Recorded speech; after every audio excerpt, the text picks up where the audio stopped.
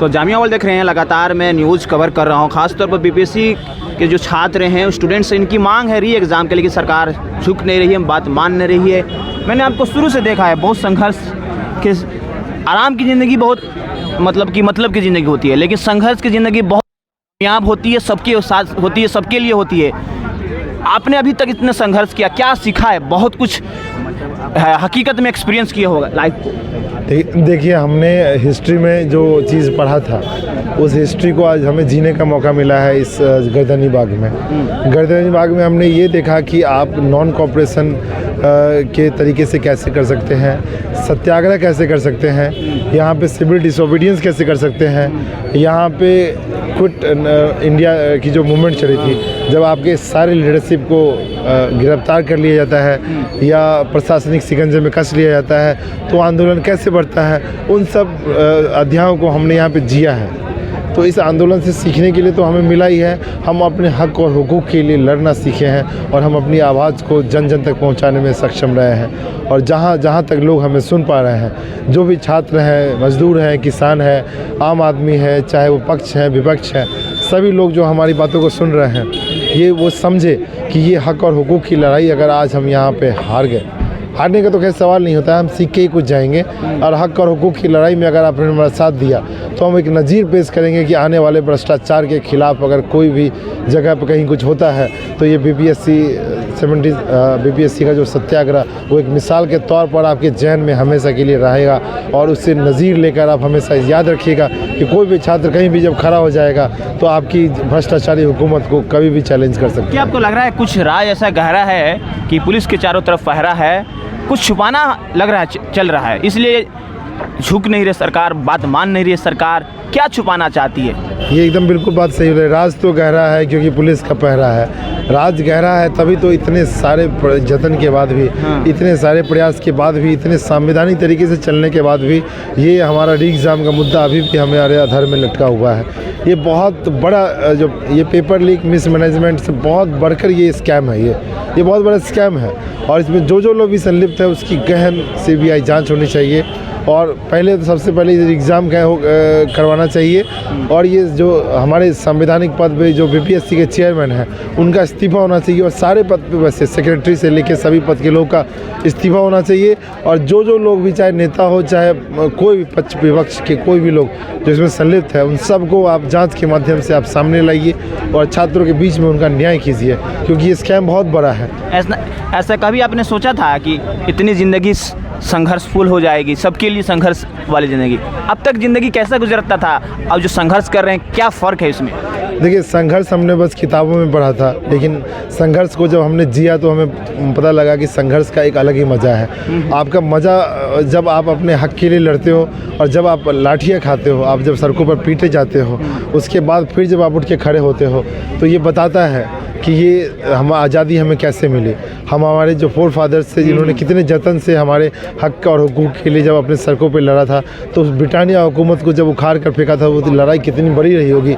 ये तो हमने उस लड़ाई का एक बस नमूना सा पेश किया है। तो हमें अपने जो संविधान निर्माता है, चाहे हमारे आज़ादी आंदोलन के सारे प्रणेता लोग हैं, उन पर काफ़ी गर्व महसूस होता है हमें इस संघर्ष को जब हम झेल रहे हैं, क्योंकि उनका संघर्ष तो 200 साल पुराना था, हमारा संघर्ष तो बस 16वें दिन में है अभी। लेकिन हमें उम्मीद है यही संघर्ष अगर जारी रहा तो हम एक दिन ज़रूर इस भ्रष्टाचारी सिस्टम को उखाड़ फेंकेंगे। देखिए, होता है कि भारत को विश्व गुरु बनाना है, यानी पढ़ लिख कर, लेकिन छात्रों के साथ ऐसा व्यवहार, यूनिवर्सिटीज़ में जो हाल है, कंप्रोमाइज चीज़ें, तो कैसे विश्व गुरु बनेगा भारत? देखिए, एक विकसित भारत की परिकल्पना अगर आप देखते हैं तो उसका आधार में छात्र होता है। अगर उस छात्र जो नींव में जो आपके भारत विकसित भारत की नींव में जाने वाले हैं, उनको अगर आप सक्षम नहीं करेंगे, सशक्त नहीं करेंगे, उनको ऐसी अनियमितताओं से बचाएंगे नहीं, उनको अगर इस भ्रष्टाचार के चंगुल से बचाएंगे नहीं, ऐसे सिस्टम में उनको मेरिट के आधार पर उनको नहीं लाएंगे अगर ब्यूरोक्रेसी में, तो आप इस मुगालते में ना रहे कि हम एक विकसित भारत बना पाएंगे। क्योंकि छात्र, मजदूर, किसान, एक आम आदमी जब तक इस अपने हक को नहीं पाएगा तब तक उस भारत की परिकल्पना कभी नहीं की जा सकती जिसमें हम विश्व गुरु के सपने को हम ये थोड़ा देखते बताइए, हैं। आप अब एग्ज़ाम दिए हैं, जब एग्ज़ाम बीपीएससी सत्याग्रह से पहले क्या लाइफ था, अब के सब क्या लाइफ में चेंज पाया, थोड़ा बताएं। कुछ मासूमियत क्या था पहले? देखिए, सत्याग्रह के पहले हमको लगता था कि सरकार सुन लेती है। सरकार को अगर आप अपनी बातों को रखोगे, जेन्युइन बातों को सबूत के साथ रखोगे, सरकार मान जाती है। लेकिन स्टेट कितना पावरफुल हो सकता है, हाँ। एक स्टेट कितना पावरफुल हो सकता है, सत्ता कितनी क्रूर हो सकती है, उस बात को हमने यहाँ पर आके सीखा, अनुभव किया हमने। और आपकी जायज़ मांग के बाद भी अगर आपकी बातें नहीं सुनी जाती है, उस बात को हमने अपनी आंखों से देखा है। और आपको बदनाम करने के लिए कितनी शक्तियाँ लग जाती हैं, आपके आंदोलन को मारने की कितनी कोशिशें की जाती हैं, ये भी हमने यहाँ पे देखा। तो बस उसके बाद भी हम यहाँ पे अड़े हुए हैं, लड़ रहे हैं, क्योंकि इस लड़ाई के लिए ना अब जैसे मान लीजिए सरकार अब मान लेती है बात कि री एग्ज़ाम हो जाता है, अगर तो क्या कैसी देखिए माइंड में क्या आ जाए, क्या पर डेवलप होगा? तो हमें लगेगा कि चलिए देर आए दुरुस्त आए। आप स्टार्टिंग में नहीं समझ पाए, लेकिन अगर कुछ समय लेकर ही अगर हमारी वेदनाओं को समझ पाए तो उसके लिए सरकार का स्वागत होगा। सत्ता अपने जिम्मेदारी को निभा रही है, इस बात में हमें विश्वास होगा। और जितने भी मीडिया बंधु हैं जिन्होंने हमारी बातों को लोगों जन जन तक पहुंचाया है, उनका काफ़ी धन्यवाद होगा, क्योंकि आप भी तो लोकतंत्र के चौथे स्तंभ के रूप में काम करते हैं। क्या आप मानते हैं जिस ओर जवानी चलती है उस ओर जमाना चलता है? कि लगता है कि अगर यही गतिरोध रहेगा तो 25 में जिस तरह आप लोग नौजवान हैं, जिस तरफ जवानी जाएगी उस तरफ 25 में माहौल बनेगा? अब्राहम लिंकन की एक बहुत फेमस लाइन है, the ballot power is more powerful then bullet. Yes, ballot is more powerful then bullet. तो बुलेट आपने देखा अमेरिका में इतनी खूनी क्रांति हुई, इतना संघर्ष हुआ, लेकिन लोकतांत्रिक तरीके से उन्होंने कैसे एक डेमोक्रेसी की स्थापना की। वैसे वहाँ चीज़ है, जब हमारे पास वोट देने का जब पावर आएगा, तब जो लोग अभी अगर हमारे जो बर्बरता हमारे ऊपर की गई है उसका हिसाब तो उनको देना होगा वहाँ पे। तो सभी छात्र, ये सिर्फ छात्र कुछ मुट्ठी भर छात्र नहीं है, ये पूरा बिहार है, ये पूरा बिहार का छात्र है। और बिहारी छात्र की अस्मिता पर अगर कोई कुठाराघात करेगा तो उसका जवाब बैलेट से दिया जाएगा।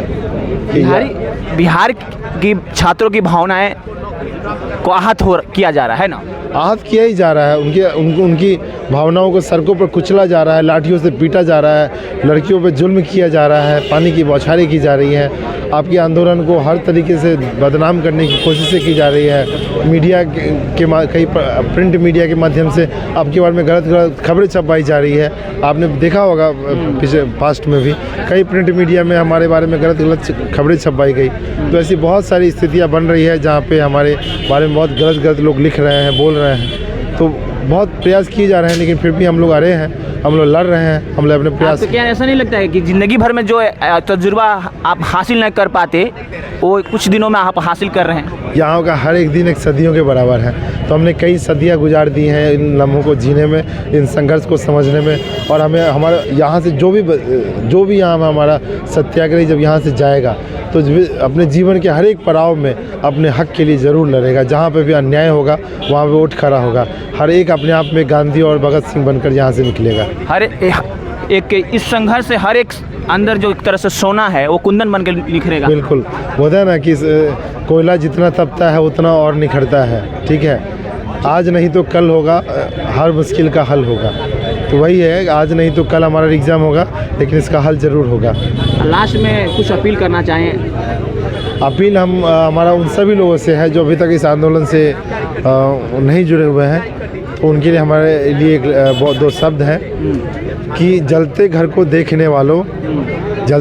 देखने वालों फूस का छप्पर आपका है, आग के पीछे तेज़ हवा है, आगे मुकद्दर आपका है।